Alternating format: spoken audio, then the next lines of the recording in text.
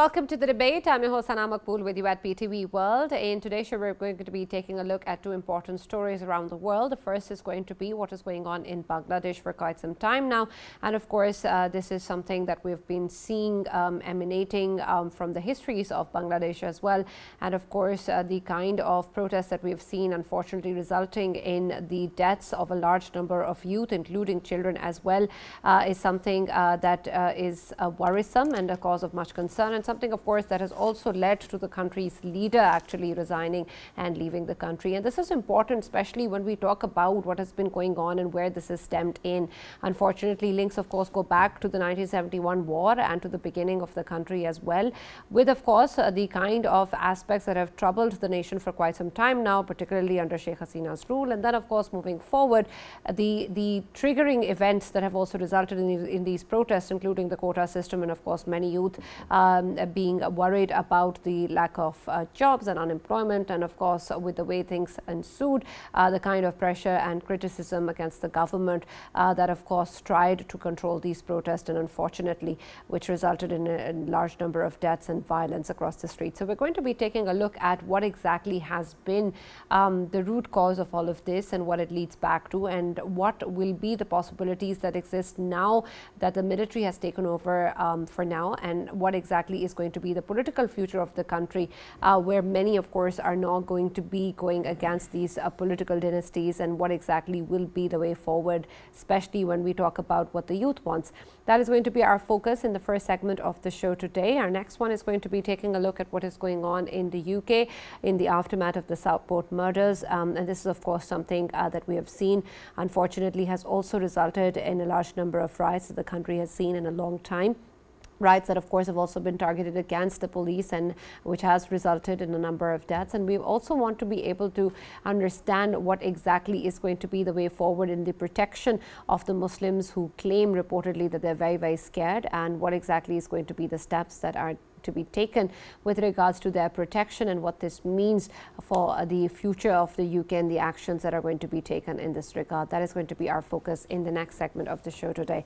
For this and more, as always, in the studios, I've been joined by senior analysts Farrukh, Pitafi and Raja Faisal. We've also been joined online by our guest Mohammed Kamruzzaman, who's a Bangladeshi reporter from TRT World, and we've also been joined by Mr. Burhan-ul-Islam, who's the former ambassador. Thank you very much, everyone, for joining us and being a part of the debate.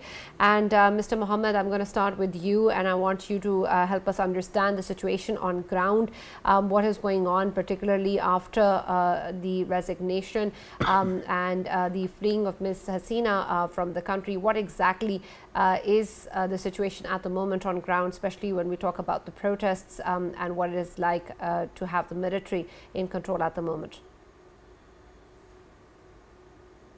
Actually, you know that the youth, mostly students, started their protest or movement in early July.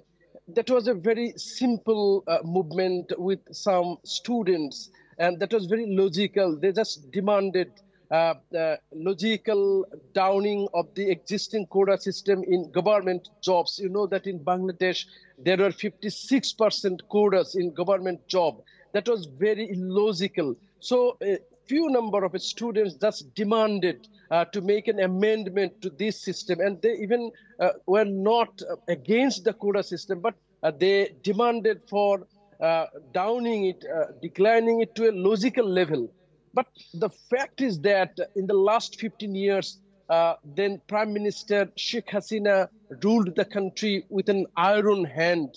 And even she was called Iron Lady of the country. And there was no freedom of expression. There was no democratic practice in the country. All the political parties were very weak due to the years-long oppressions, detentions, enforced disappearance, and extrajudicial killings. So Sheikh Hasina was so much arrogant, and she thinks that nothing can stand against her. So when journalists ask her in a press conference about these logical demands of the students, she very arrogantly denied it, and even termed the young students who were very young as Rajakar. Rajakar means those who supported Pakistan in 1971 war. And Sheikh Hasina very arrogantly said them the grandsons, granddaughters of Rajakar. So it was very unacceptable to the young generation, and they took it very negatively. And actually, Sheikh Hasina never thought that such an issue will blast. Actually, the reason behind these outbursts was that in the last 15 years, people were so much frustrated due to corruption and other irregularities. And there were inflation, price hikes of daily commodities, and even people are not able to post on social media against anything. But the canvas or propaganda of the government was that the country was developing hugely.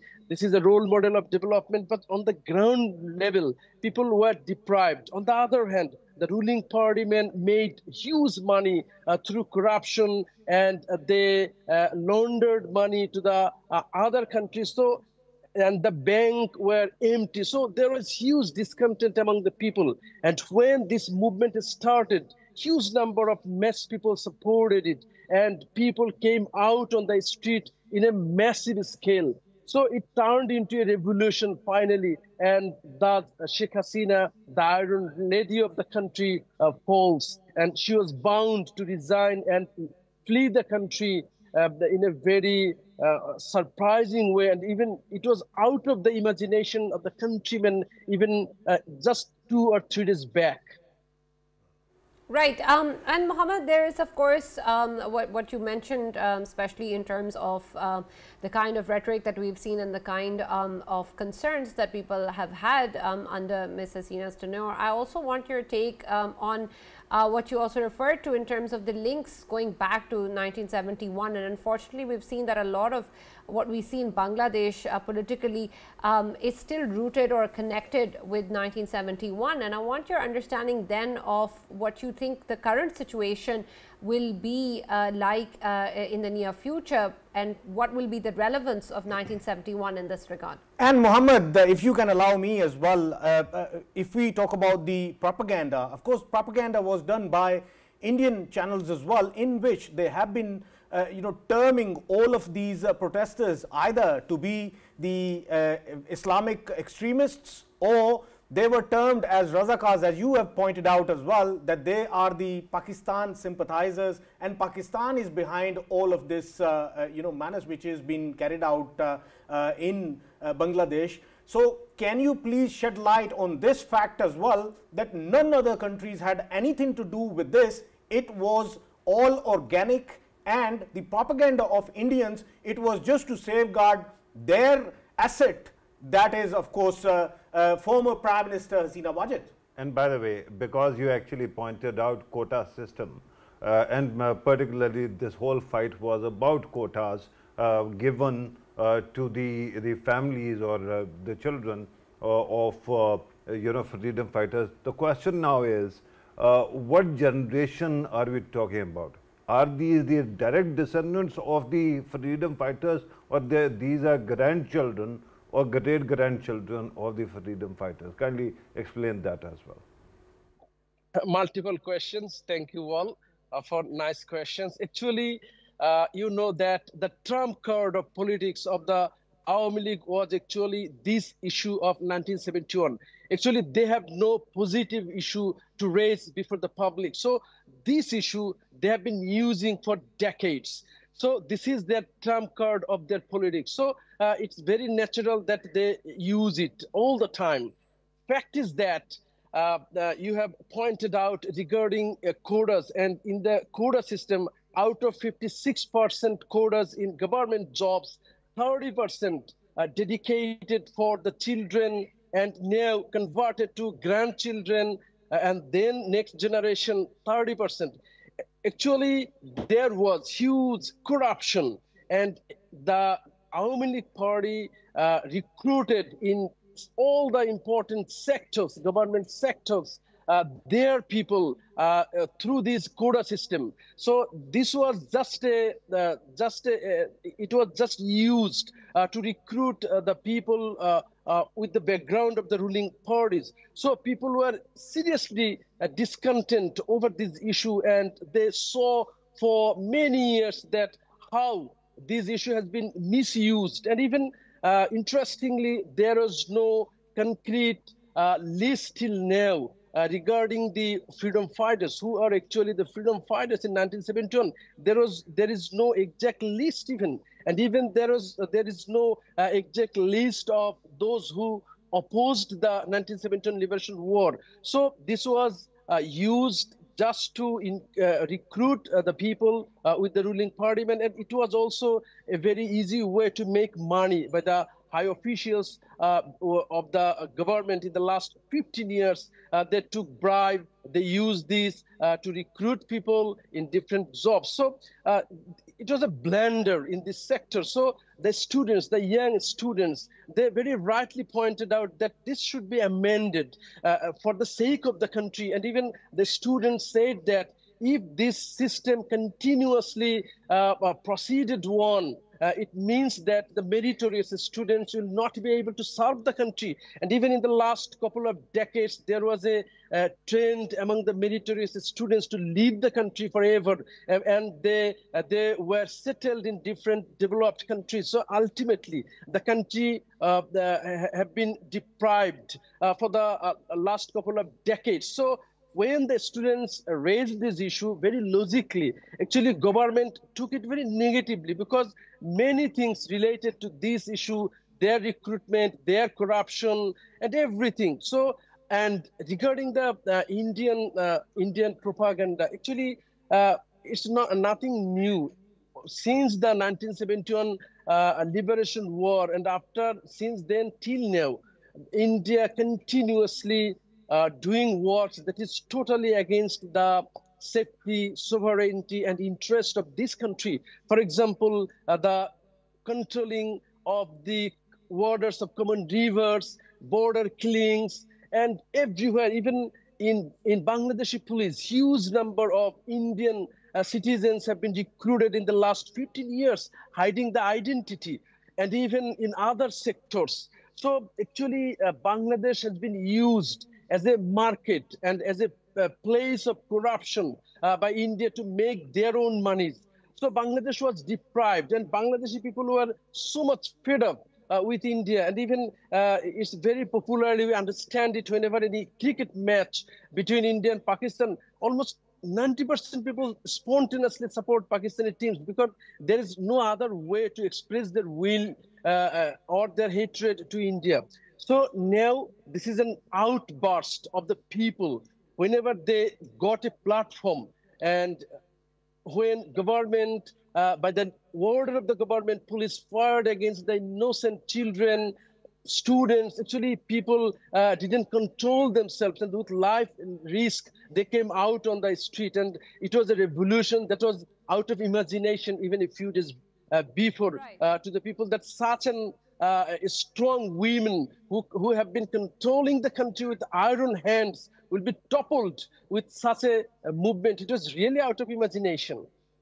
Absolutely. Ambassador Burhan, I'm going to come with to you as well, and I want your perspective with regards to what has happened, especially when we talk about the resignation of Sheikh Hasina and the future now that holds for Bangladesh, because it's very important given the kind of concerns and demands that the protesters have had. What exactly will be the way forward, and whether or not you think that this actually will mark the end of political dynasties within Bangladesh, or the end of Awami League for at least at the moment? There is no doubt that momentous change developments have taken place in Bangladesh recently. As your colleague Kamruzzaman mentioned, that it started with a quota movement, but actually all of a sudden, I mean, beyond imagination of people of Bangladesh and the world around, that this type of change will take place. People were disgusted, dissatisfied in the last 30 years or 25 years of misrule by Sheikh Hasina. They wanted for an opportunity for change, but they tried a number of times, different groups and political parties.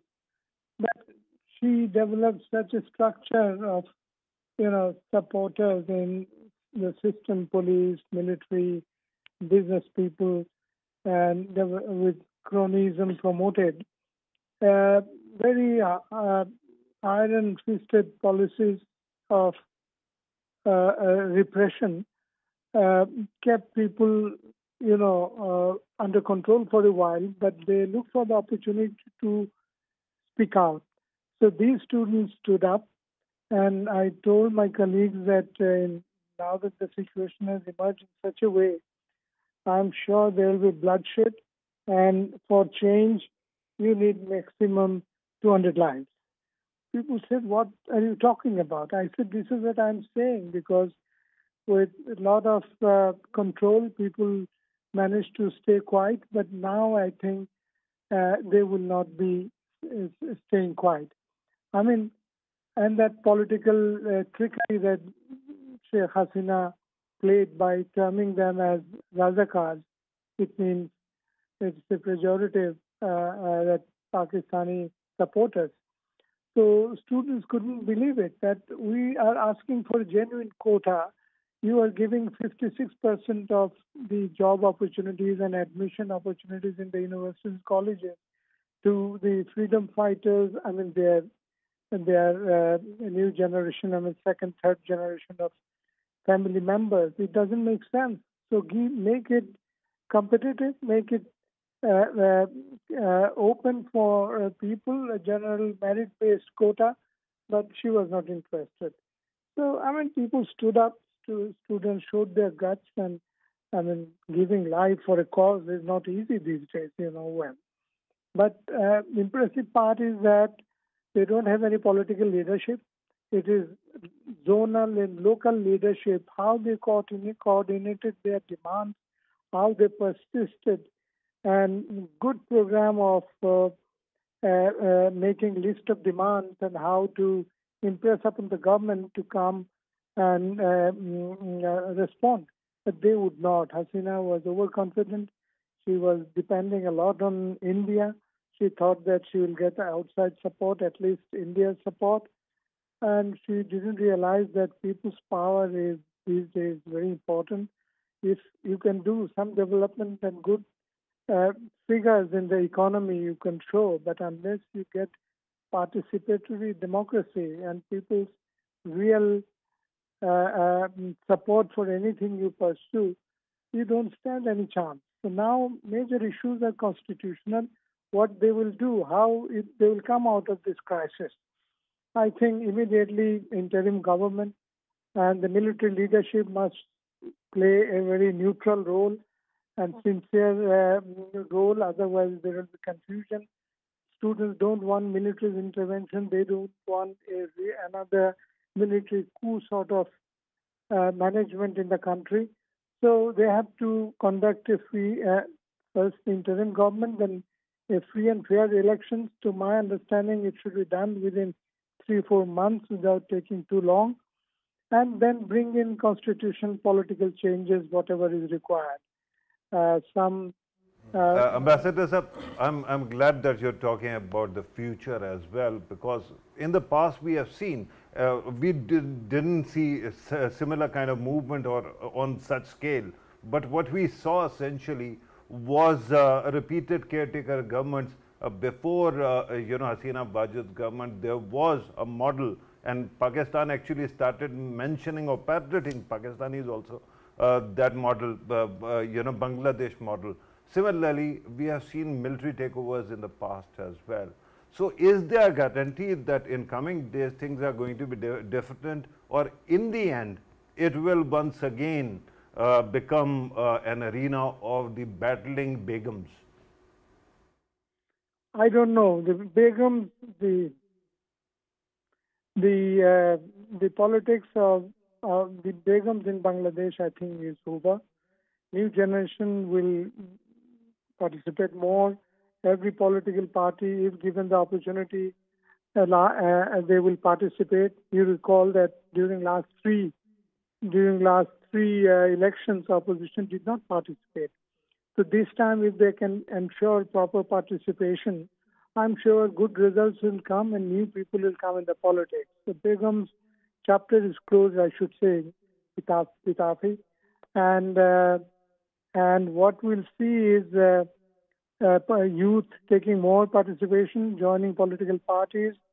And my reading is that BNP, Bangladesh Nationalist Party, and Jamaat Islami together, if they form a coalition as in the past, they will get a majority in the parliament. My guess at this moment is that it will be 70% seats will go to this alliance. So they will go and bring in changes as needed. People-centric policies will have to be introduced, and I'm sure India will try to create confusion all around. At present, they are saying all that has happened in Bangladesh is promoted and planned by Pakistan or other countries. They're trying to put the blame on other sides, but actually it's a big loss for India and Bangladesh, and not directly participating, to my mind, Pakistan is the beneficiary here, because those political pejorative terms used as Razakars are here, and people are now more sympathetic towards pro-Pakistani elements in Bangladesh. So my guess will be that good political system will go, and possibly a stable system will emerge, and Awami League will be somehow out of the system. Maybe they may not get enough seats, and their policies did not get proper recognition and acceptance by the public. So you can imagine that BNP and Jamaat Islami will be doing well. Right, and Ambassador Saab, I actually want to question you on the immediate future as well, because given, of course, that all of these that you've mentioned are the political possibilities, what is the guarantee as we move on that the army will be able to give that control back to the political setup and infrastructure? A lot of the times we've seen in history in many countries, and unfortunately in South Asia as well, that once we have such a military takeover, it's hard for the countries to go back to a truly political setup.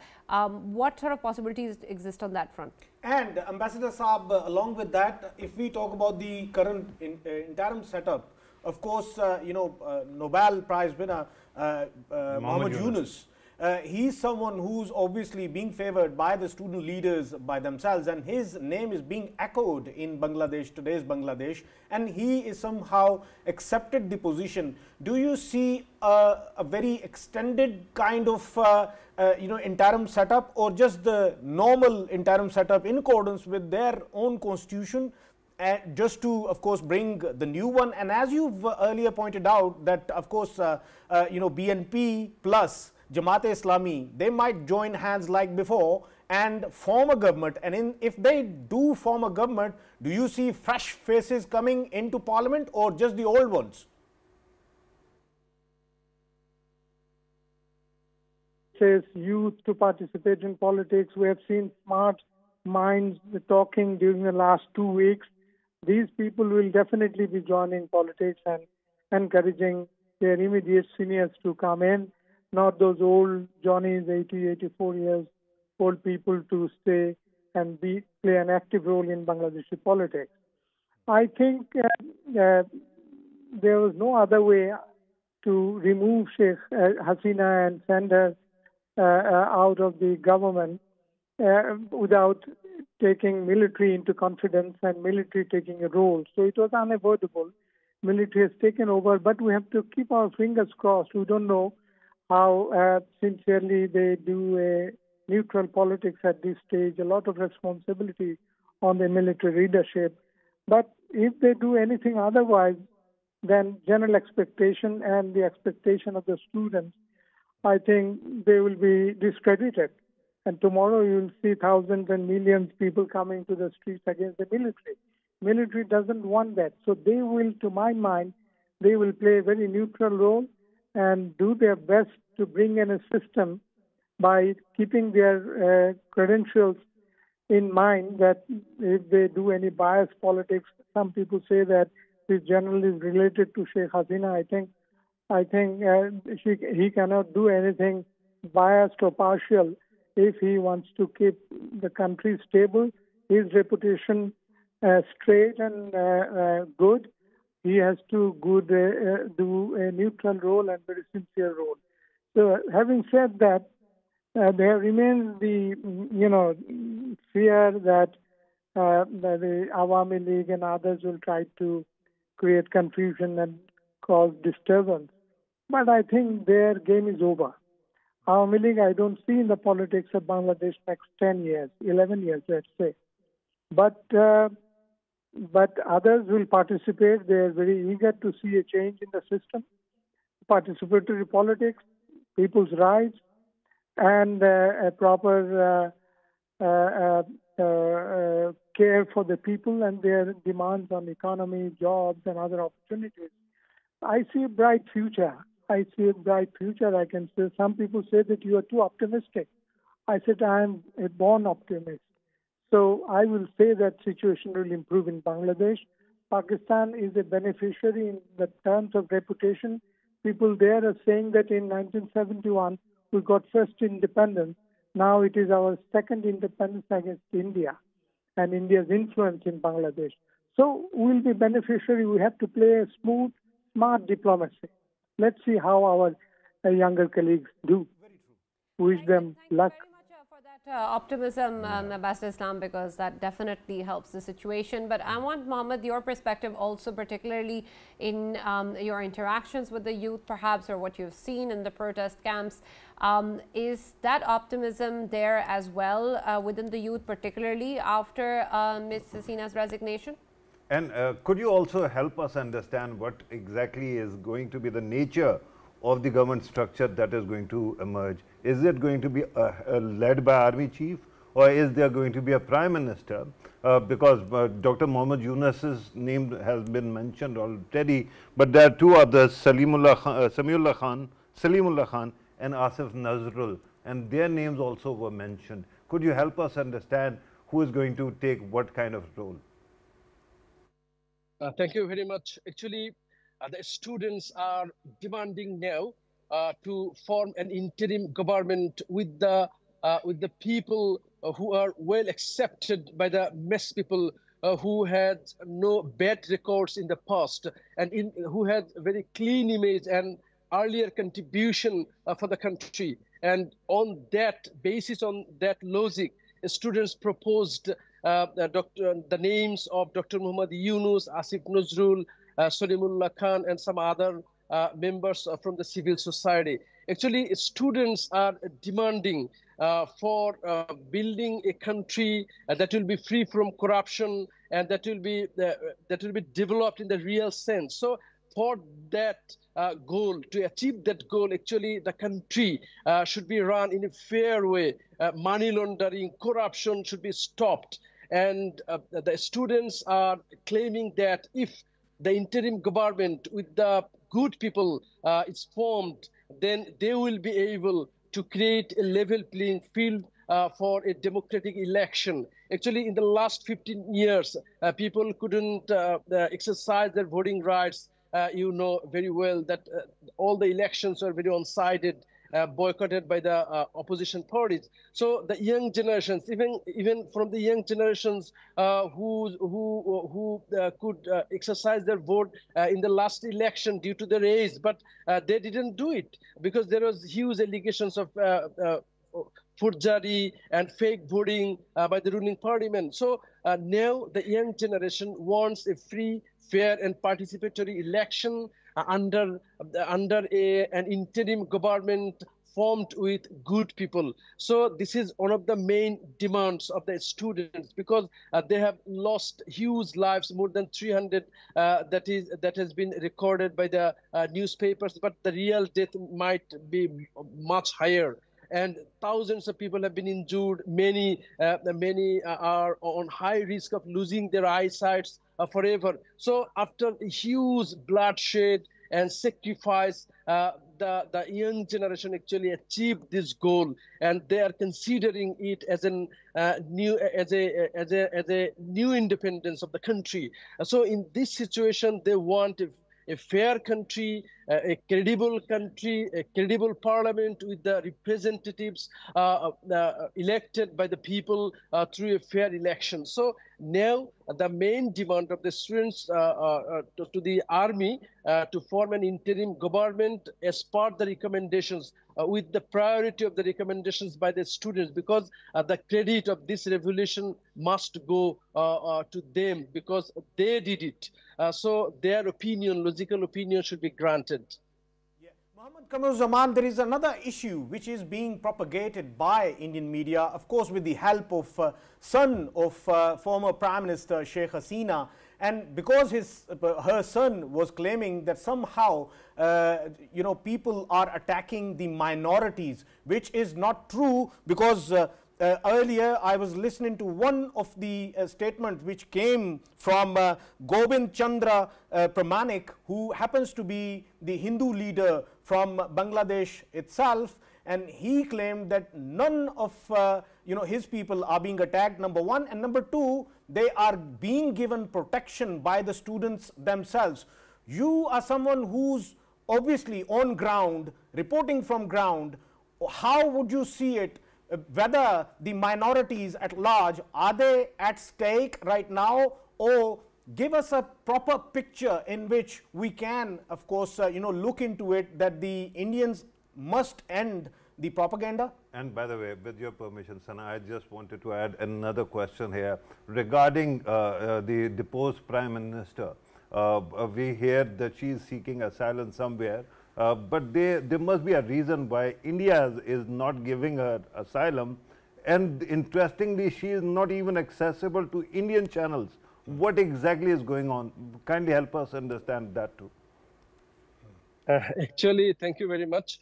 Actually, the ground picture is that even the students are really so much smart now. They understand any tricks from any parts. And even at the very beginning of this revolution started, the students said that they are ready to protect the minority people and all sorts of people, and all kind of propaganda they are ready to tackle. And even very interestingly, you know that in Bangladesh, nowhere in Bangladesh now there is any traffic police on the streets. And interestingly, students are now on the road, and even in a very disciplined way, they whole day today they are controlling the traffic system. And interestingly, in Chattogram, and many other parts of the country, there are, you know, thousands of Hindu temples. And last night, hundreds of thousands of students and local Muslims, they were with the Hindu people and they guarded the temples. Actually, Hindu people also, in our local television channels, there are so many interviews of Hindu people, and they expressed their satisfaction with the fellow feelings of the Muslim people, and especially the role of students is tremendous and very interesting. And they guarded, and they also said that if there is any incident of attack on any temple, it would be by the people supported or by the supporters of Sheikh Hasina and the Awami League party. So they were in doubt also that this type of attacks might be happened and the blame might be thrown to the students. So they were very alert, and they protected, they guarded all the temples. So everything is very comfortable, and the harmony among the ethnic groups, including Hindu, Muslims, is really, it's an example of communal harmony here in Bangladesh. But the Indian channels, actually, they are disheartened, and they were not ready for such a revolution, because they were getting they got money from here, they oppressed this country, and they made huge profits from different sectors. So this is a big problem for them. So they are now trying to vitiate this very fresh and fair revolution for their own interest, and it's thoroughly false and fabricated, according to media reports and analysts and all other parts of the country. There are so many reports regarding this propaganda, and it is proved that this is really false. And as a reporter in the field, I also saw this is really propaganda. Right. Thank you very much, Mr. Mohammed Kamruzzaman, for joining us, and thank you very much, Ambassador Burhan-ul-Islam, for being a part of the debate as well and talking to us with regards to the developing situation in Bangladesh. We're now going to be taking a look at what is happening in the UK post the Southport murders, and this is, of course, again a scenario in which we've seen a lot of riots taking place against the police as well, a lot of violence, and of course this is something again that a particular community feels threatened about. And Faisal, I want your take, particularly when we talk about what this means for the Muslim community at large, who reportedly are claiming that they are scared, and then of course with reference to how these riots will then be contained moving forward, and how exactly will that affect the way that the measures are taken in order to address these issues.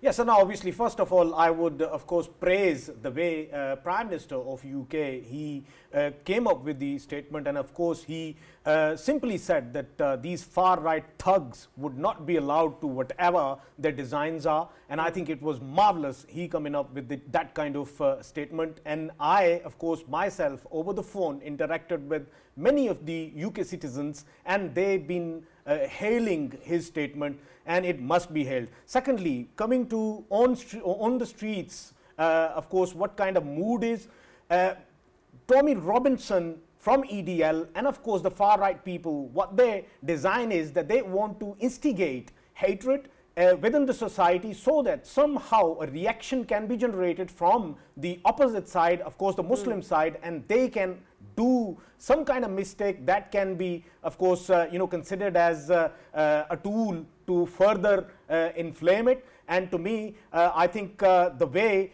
maturely behaved by the Muslims themselves and the South Asians, especially Pakistanis out there, who were being targeted by these mobs and these thugs, as their own Prime Minister calls them, I think that was very mature of the society itself, and this somehow would die down. But here I want to mention another important thing which is being reported and highlighted as well, that there are certain intelligence reports in which they claim that the Mossad has been behind all of this menace to ignite these kind of far-right hate-filled protests within UK and elsewhere in Europe, so that the people who were coming out for the protests against Israel's genocide on Gaza, that can be, of course, diverted towards it, so that people do not come for Gaza, but they come for each other, to kill each other on the roads, or to lynch each other on the roads. So this design is being, of course, discussed as well. And as long as the UK is considered, I think UK's government has taken a very good step forward, and this is how the mature governments, they behave and react to these kind of madness that has been, of course, fueled by EDL and Tommy Robinson. Absolutely. And Farrukh, I want your take on what this represents as a larger issue and the measures that need to be taken to control them. While we, of course, see the riots and while we see the issues of the Muslim community, this is not something that has just come out in the front in the aftermath of these murders. It is something that has existed within the society in itself. So what does that point to in terms of those measures that can be taken? Right. Thank you, Sana. I think that this is a very important question, because there is a proverbial fork in the road. And there are two directions that policing can actually take, right? But before that, I just wanted to actually pull apart this hatred, this thread of hatred. Remember that in any society, hatred is not a tenable, sentiment. It is not something that is usually amplified in any society. And this is a country which had a prime minister, an Indian prime minister for 2 years, Indian origin prime minister. So it is a well-blended country, and it is tolerant of a lot of people, right? So what has happened now? If they are racist people, they are voices of hatred that are being amplified, it usually does not happen without sponsorship. I understand that there was a very sad, unfortunate stabbing incident, and usually there is a manipulation that it is actually, linked with various identities. In the past, it has been repeatedly, it has been assumed that perhaps Muslims have something to do with stabbing, but that is not true. And then we realized and learned that the stabber was not Muslim, right? But in the meantime, the hate mongers had started their business and they started putting pressure on Muslim communities. And then we saw that they even attacked and injured policemen. Now the question is, who is sponsoring hatred in countries, various countries? One country, of course, usually it is thought that far right is usually linked with Russia, and it is a debate that goes on in America, elsewhere as well. But then there are 2 or 3 things which are quite fascinating. There are 2 countries which are ruled by far right, and they sponsor the idea of clash of civilizations. One is Israel, as was pointed out. The other is India. And these 2 communities actually like to frame Muslims as fundos, as vandals, as extremists. And this is where things actually go awry. Because things, then you get sponsorship of far right somewhere as well. By the way, all over the world, far right's rise is linked with one year, and that is 2014. If you want to know what happened in 2014, it was India's government which actually came into power. Similarly, Netanyahu also got consolidated in his position. So that is how things are. Now what happened? One approach of policing is work with communities and find a solution in a way that you can put down these negative elements. But then there can be another thing also, and that is the American route. In America, what has happened is militarization of police. That policemen have been actually given the gear to go and attack, heavy guns, night vision, all those exoskeleton and all. So that can also happen. But UK is a country which does not allow that kind of militarization of police. Hopefully it doesn't go there. But these people will have to be, you know, this negativity will have to be suppressed, and then there will have to be some digging up of who's sponsoring these elements. Yes, right, absolutely. This is very important. Yeah, yes, with your permission, before we end, one of our pivotal member of our team, Mustajab Ahmed, it is his 26th birthday, and happy birthday to him from our on-screen team as well. Mustajab, you are a pivotal part of our team and very hard-working. Happy birthday to you, and may you have a long one. Absolutely. That's all that we have from the debate now. Thank you, Farrukh. Thank you, Faisal. Thank you, Mustajab, and everyone else for being a part of the show, and of course for watching us and enjoying it as well. We'll now be back tomorrow with more details from around the world. Stay tuned.